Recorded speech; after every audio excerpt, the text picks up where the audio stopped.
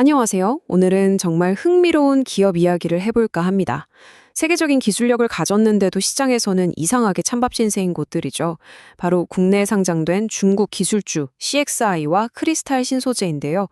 과연 이게 숨겨진 기회일지 아니면 피해야 할 함정일지 지금부터 같이 한번 파헤쳐 보겠습니다.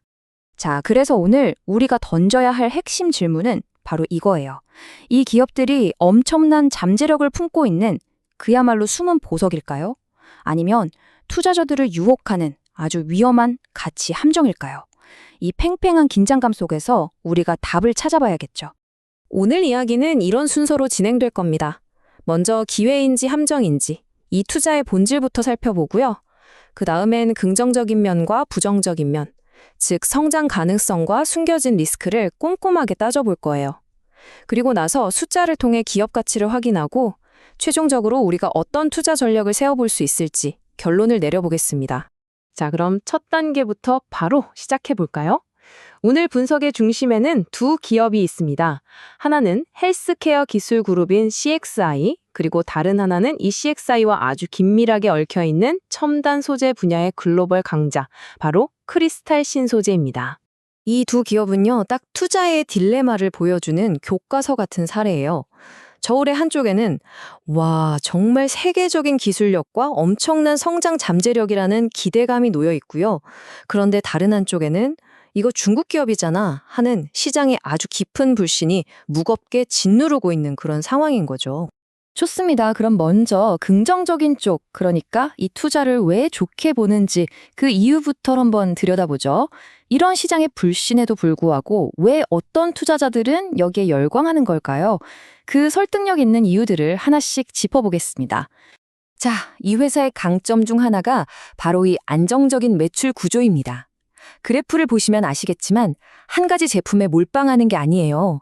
합성 음모부터 그래핀까지, 그것도 전기차나 화장품처럼 앞으로 잘 나갈 고성장 산업들의 골고루 발을 담고 있죠. 한마디로 리스크가 아주 잘 분산되어 있다는 뜻입니다. 게다가 이 회사가 그냥 잘하는 게 아니라 속해 있는 시장 자체가 지금 그야말로 펄펄 끓고 있어요. 주력 제품인 운모의 글로벌 시장 성장률 전망치를 보세요. 연평균 18% 이상. 이게 무슨 뜻이냐면 앞으로 5년 안에 시장이 2배 이상 커진다는 얘기거든요. 이건 뭐 회사가 가만히 있어도 강력한 순풍을 타는 격이죠. 이 회사의 진짜 무서운 점은 바로 경제적 해자라고 부르는 경쟁사들이 절대 따라올 수 없는 강력한 방어벽에 있습니다. 그냥 기술만 좋은 게 아니고요. 원재료를 가져와서 최종 제품을 만들어내기까지 이 모든 과정을 회사가 직접 다 통제해요. 이걸 수직 계열화라고 하는데 이렇게 하면 가격도 싸게 만들고 품질 관리도 완벽하게 할 수 있겠죠? 다른 회사들이 이걸 따라하기는 정말 어렵습니다. 그리고 아마 이게 가장 결정적인 한 방이 아닐까 싶습니다. 바로 게임 체인저의 등장이죠. 폴춘 500대 기업에 속하는 거대한 국영 기업이 새로운 최대 주주로 들어왔습니다. 이건 단순히 돈만 들어오게 아니에요. 그동안 발목을 잡았던 중국 기업이라는 불신, 즉 지배구조 리스크를 한 방에 날려버릴 수 있는 어마어마한 신뢰도와 글로벌 네트워크까지 함께 들고 온 겁니다. 이게 바로 황금 열쇠가 될 수 있다는 기대감이 지금 엄청나게 커지고 있는 거죠. 자, 지금까지는 정말 장밋빛 전망이었죠. 하지만 동전에는 언제나 양면이 있는 법입니다. 이제 그 반대편을 한번 들여다볼 시간이에요. 왜 투자자들이 극도로 조심해야만 하는지 그 위험 신호들을 하나씩 체크해 보겠습니다. 새로운 대주주가 들어온 건 좋은데 세상에 공짜는 없었습니다. 그 대가로 무려 4,250만 주라는 어마어마한 양의 새 주식을 발행했어요. 이게 무슨 의미냐면 전체 주식 파이가 커지면서 내가 가지고 있던 주식 한 장의 가치가 그만큼 묽어졌다, 즉 희석되었다라는 뜻입니다. 기준 주주들 입장에선 좀 뼈아픈 부분이죠. 그리고 바로 이 지점, 이게 바로 차이나 디스카운트의 심장부입니다. 이 분석 자료 원문에서조차 이렇게 직접적으로 경고하고 있어요. 중국 기업 특유의 불투명한 회계 처리 리스크. 그러니까 이 회사가 발표하는 재무제표의 숫자를 우리가 과연 100% 믿을 수 있겠느냐 하는 근본적인 물음표가 계속 따라다니는 겁니다.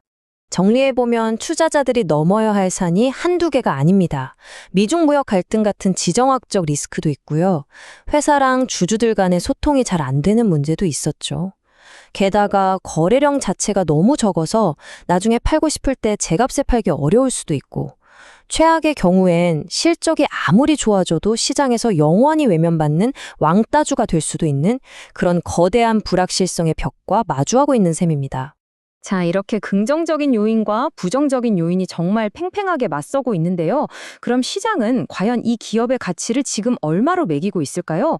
이게 과연 좋은 이유로 싼 건지 아니면 싼 데는 다 이유가 있는 건지 숫자를 통해서 직접 확인해 보겠습니다.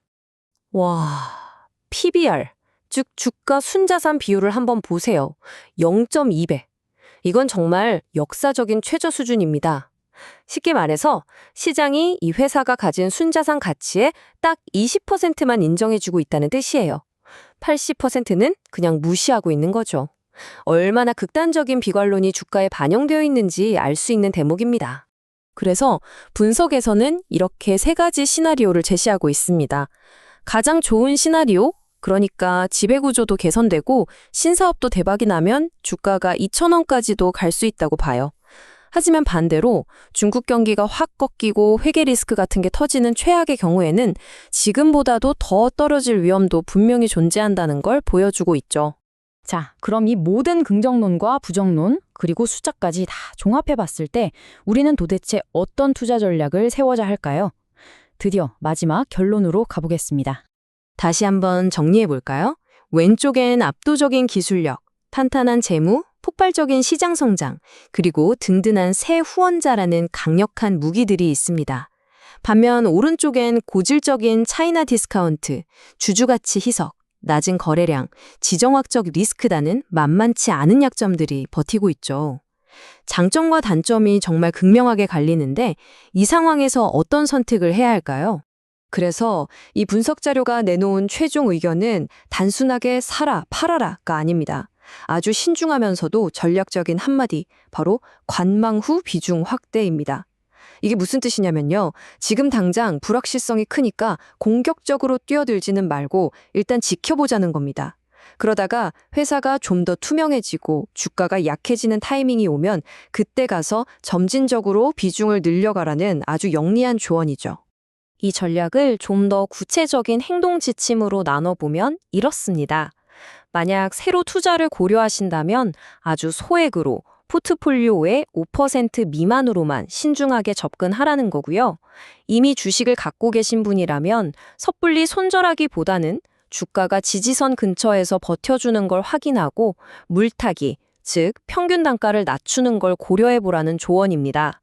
그리고 무엇보다 중요한 건 신규든 기존이든 모든 투자자는 분기 보고서를 꼼꼼히 챙겨보면서 회사가 투명하게 운영되는지, 현금은 잘 벌고 있는지 계속 감시해야 한다는 겁니다. 절대 몰빵은 금물이고요. 자, 오늘 분석을 통해 여러분은 이 기업의 빛과 그림자를 모두 보셨습니다. 이제 판단은 여러분의 몫이죠. 이 극심한 저평가 속에 숨겨진 엄청난 기회를 잡으시겠습니까? 아니면 아직은 보이지 않는 위험을 피하시겠습니까? 여러분의 선택이 정말 궁금해지네요.